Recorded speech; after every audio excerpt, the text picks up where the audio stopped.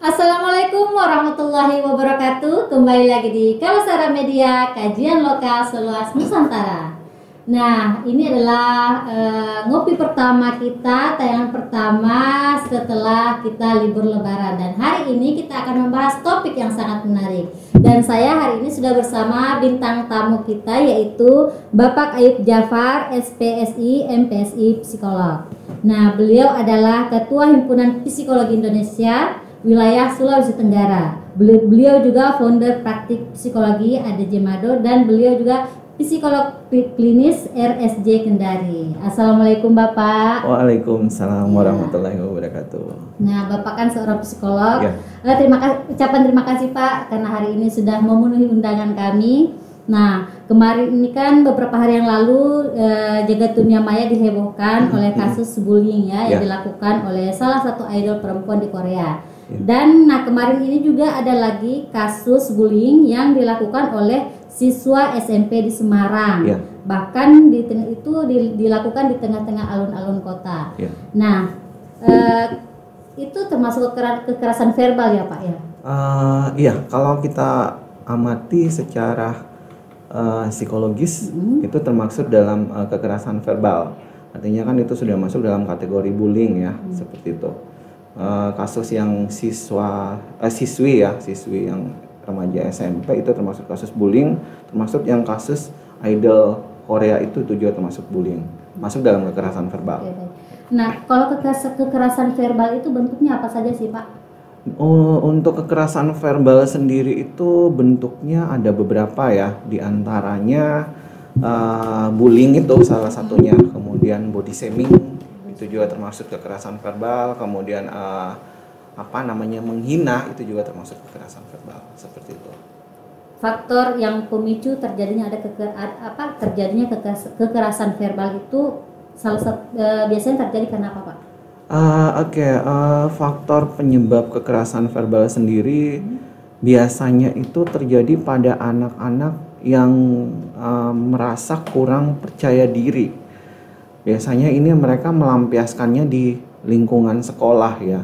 Anak-anak yang merasa ingin berkuasa, kemudian ingin menunjukkan kemampuannya bahwa mereka punya sesuatu yang lebih, padahal mereka lemah. Itu mereka melampiaskan ke teman-teman yang kiranya mereka anggap lemah di sekolah. Bukan cuma di sekolah, di lingkungan pergaulan rumah pun mereka bisa menunjukkan seperti itu. Dan biasanya korbannya itu adalah anak-anak yang selalu menurut, tidak merasa bahwa ya sudahlah, saya tidak punya kekuatan untuk melawan. Itu yang menjadi korbannya. Sementara pelaku sendiri ini adalah mereka yang mengalami kekerasan di dalam rumah, lingkungan rumah. Cuman mereka melampiaskannya di sekolah. Oh, berarti kekerasan verbal ini bisa jadi dipengaruhi oleh pola asuh ya Pak? Iya, bisa jadi pola asuh. Seperti mungkin kebiasaan yang mereka terima di lingkungan rumah ya. Contohnya adalah kebiasaan yang mereka dapatkan dari orang tua. Misalnya di rumah mereka sering diberikan kalimat-kalimat yang kurang menyenangkan dari orang tua. Seperti contoh ya, mohon maaf.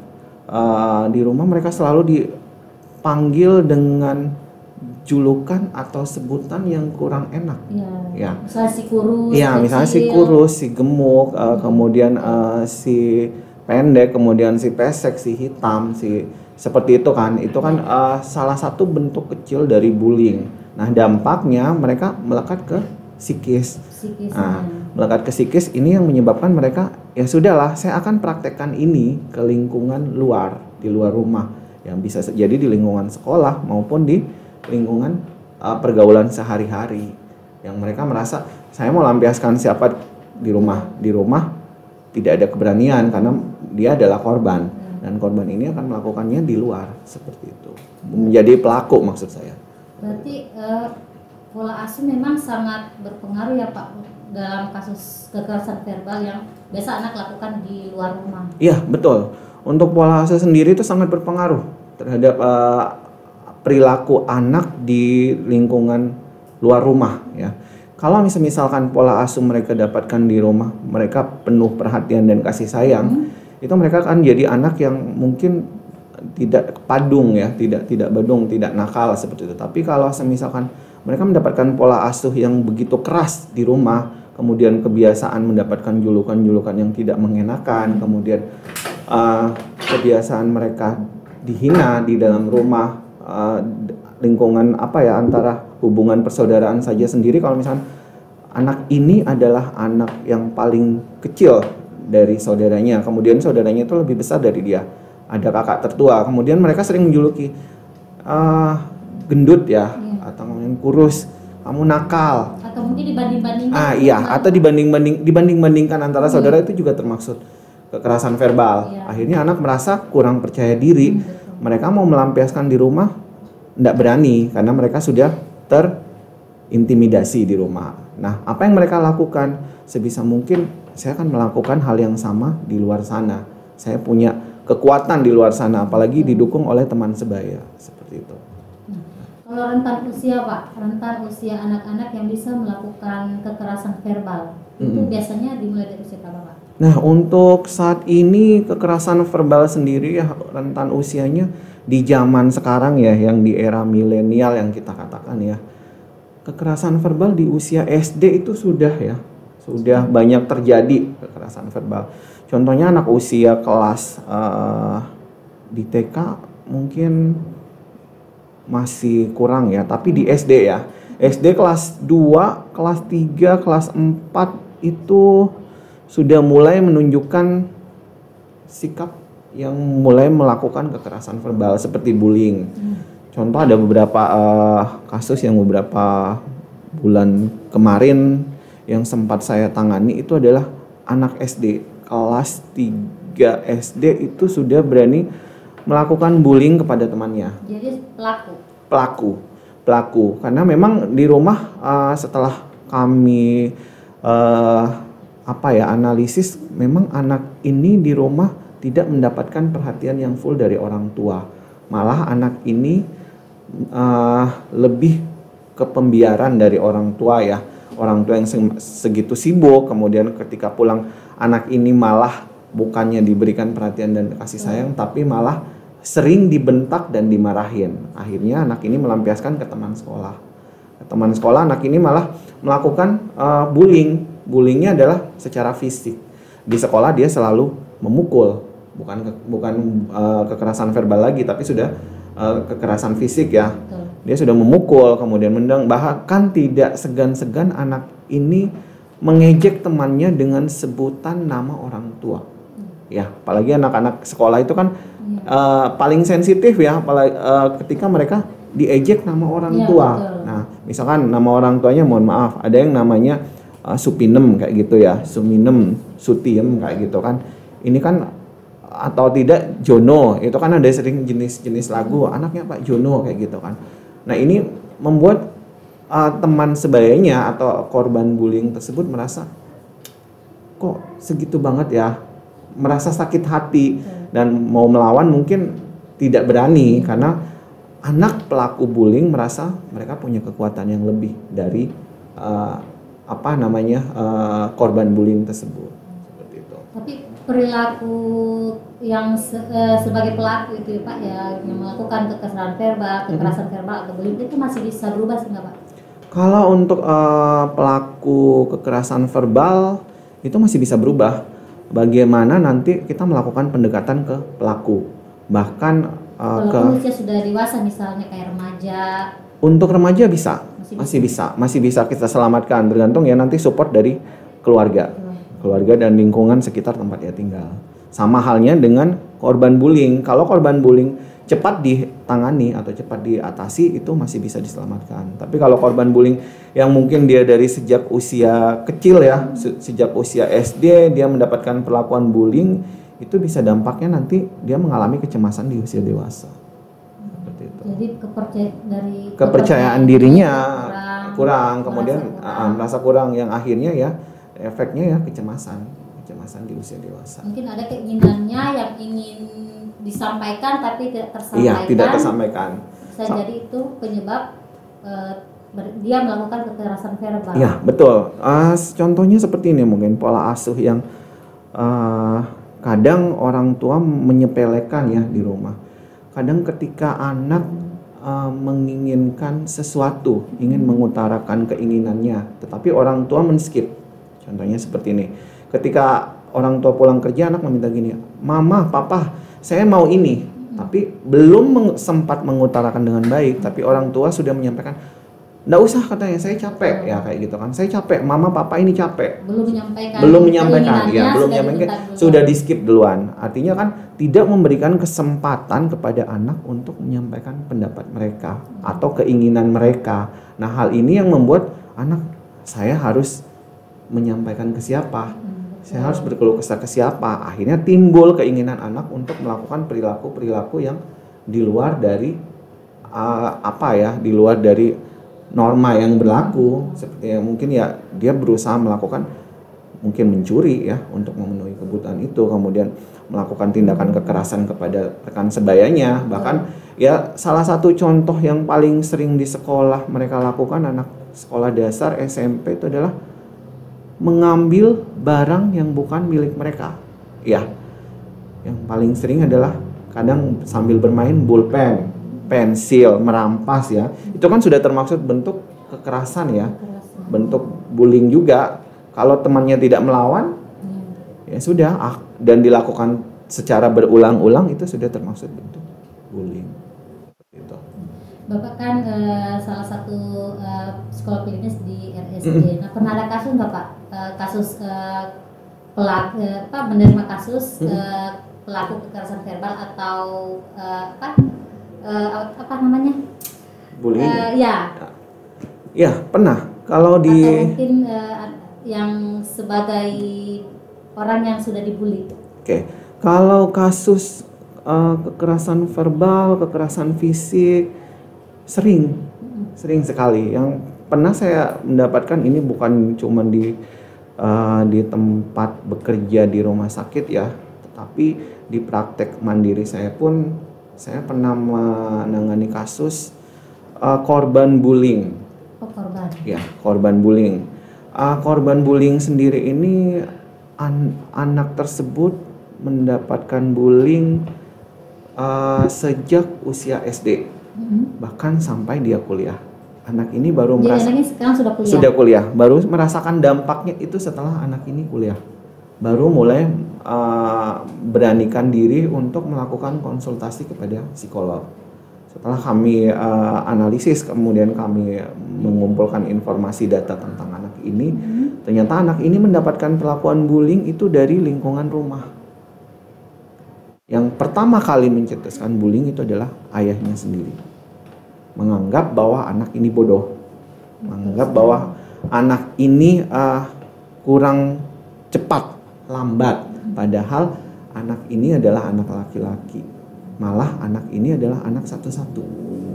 Ayahnya yang pertama kali melakukan bullying kepada dia, dan itu berlanjut juga di usia sekolah. Itu saat pertama Pak, anaknya usia berapa waktu anak itu pertama kali dibullying dia usia 9 tahun. 9 tahun usia SD. Iya, usia SD. SD itu kelas 9 tahun itu kira-kira kelas 3 ya, kelas 4 ya, 4 apa 5 ya. Nah, itu dia sudah mendapatkan bullying dari ayahnya yang mengatakan, "Kamu laki-laki tapi kamu lambat dan kamu bodoh."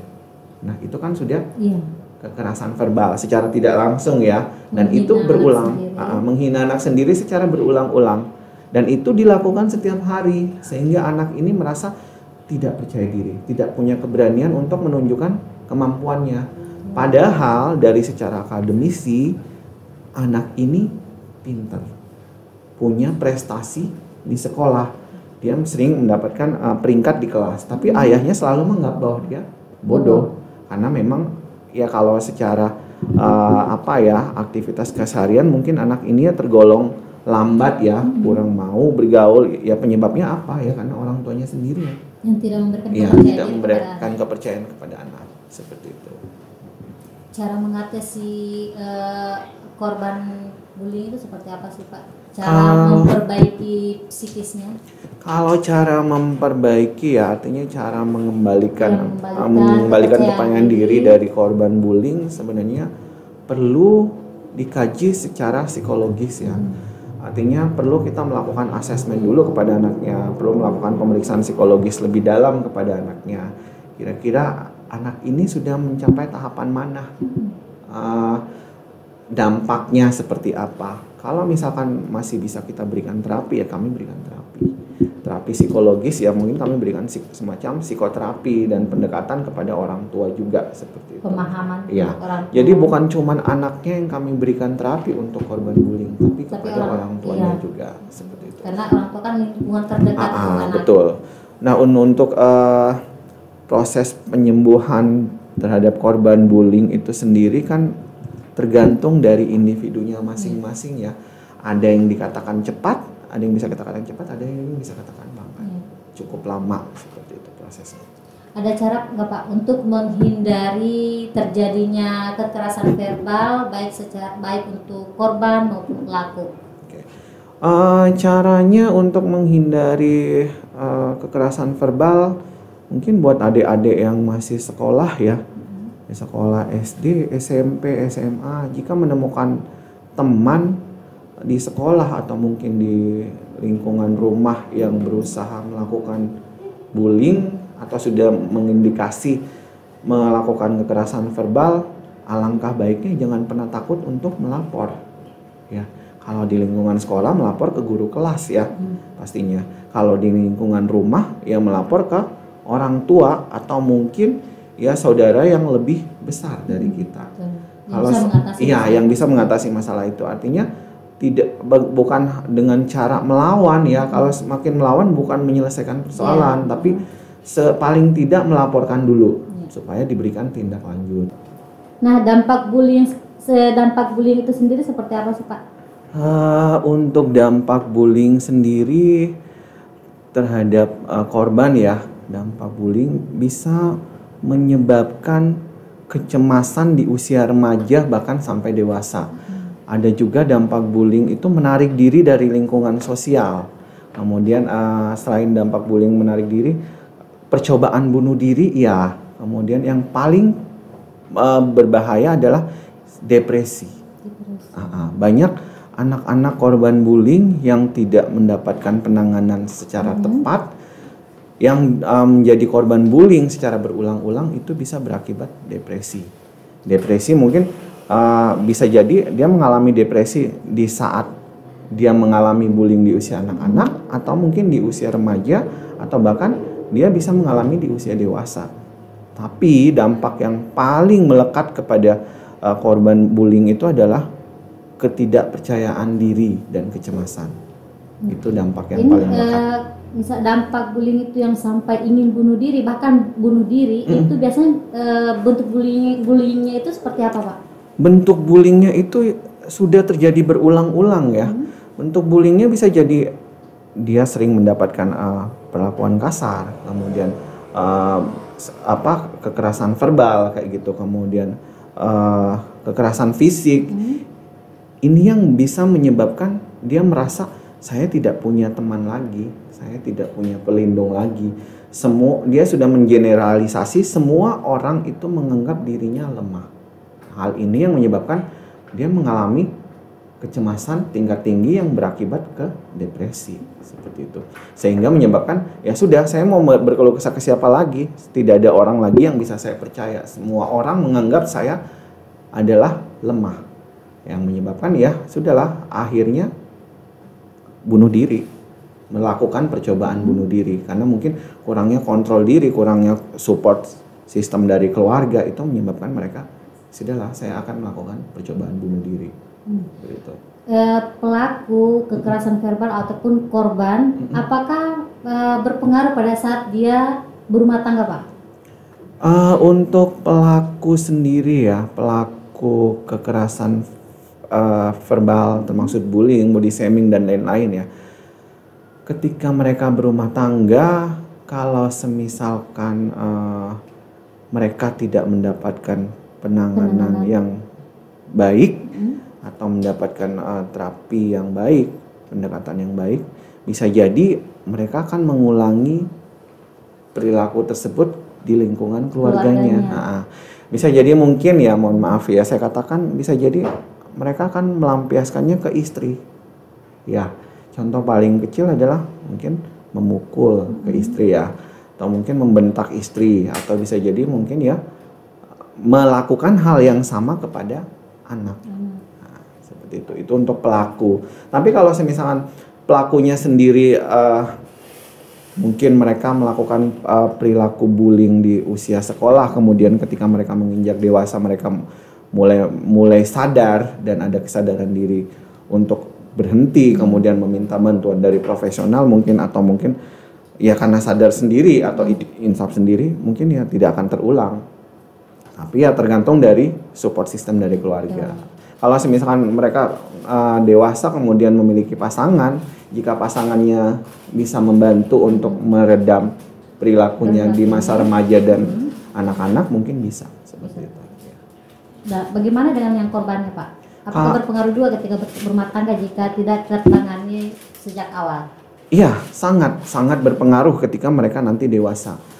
Saya katakan tiap-tiap individu itu penerimaan dirinya beda-beda ya. Ada yang kuat, ada yang lemah, saya katakan. Ketika mereka yang memiliki kontrol diri yang lemah, itu akan berpengaruh mereka sampai dewasa. Beda halnya ketika mereka yang memiliki penerimaan diri yang bagus. Artinya ketika mereka dewasa, ya mereka akan menjadikan itu sebagai suatu pengalaman hidup dan pembelajaran ya. Nah, tapi kalau mereka yang lemah, katakan lemah, mereka akan terbawa sampai dewasa. Apa contohnya? Ketika mereka masuk ke usia dewasa, mereka sering cemas, sedikit-sedikit cemas.